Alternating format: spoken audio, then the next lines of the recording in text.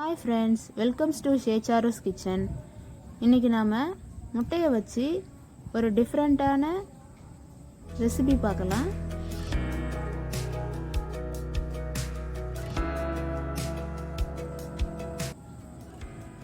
அதுக்கு முதல்ல 3 முட்டை எடுத்துக்கோங்க.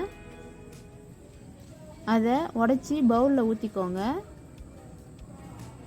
அப்புறம் அதை நல்லா பீட்டரையோ இல்லை ஸ்பூனை வச்சோ நல்லா மிக்ஸ் பண்ணிக்கோங்க.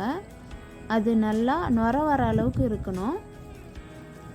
நல்லா நுர வர அளவுக்கு இந்த மாதிரி அடிச்சுக்கோங்க. அப்புறம் ஒரு மிக்ஸி ஜாரில் 2 பத்தை தேங்காய் துருவினது எடுத்துக்கோங்க. நான் 2 பத்தை தான் போடுறேன். நீங்கள் அளவுக்கு ஏற்ற மாதிரி போட்டுக்கலாம். பச்சை மிளகாய் ஆட் பண்ணிக்கிறேன். நீங்கள் காரத்துக்கு ஏற்ற மாதிரி இன்னும் கொஞ்சம் கூட போட்டுக்கலாம். அப்புறம் ஒரு 10 சின்ன வெங்காயம் உரித்து சேர்த்துக்கிறேன். இதை நீங்கள் தோசைக்கல்லில் கூட போட்டு எடுக்கலாம். சாம்பாருக்கு சைட் டிஷ்ஷாக சூப்பராக இருக்கும். இப்போ நான் 1/2 ஸ்பூன் ஜீரகம் சேர்த்துக்கிறேன்.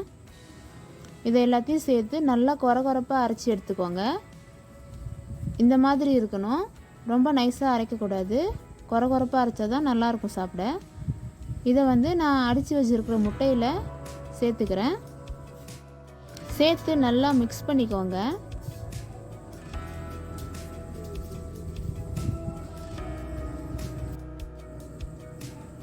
அப்புறம் ஒரு 1/2 ஸ்பூன் உப்பு சேர்த்துக்கிறேன். சால்ட் உப்பு. நீங்கள் உங்களுக்கு தேவையான அளவு உப்பு போட்டு நல்லா கலந்து விட்டுக்கோங்க.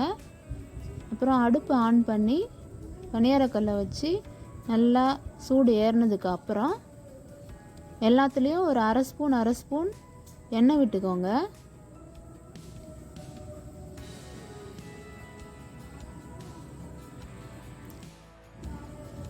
கலந்து வச்சுருக்கிற பனியார கலவையை எடுத்து ஊற்றிக்கலாம். இதை நல்லா சிம்மில் வேக வைங்க. அப்போ தான் ரொம்ப நல்லா இருக்கும் பார்க்க.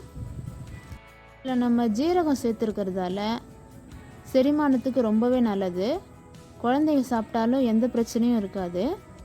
அவங்க விரும்பி சாப்பிடுவாங்க.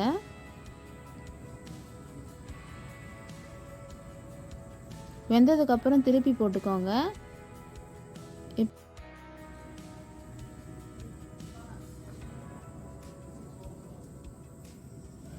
நம்ம பணியாரம் ரெடி.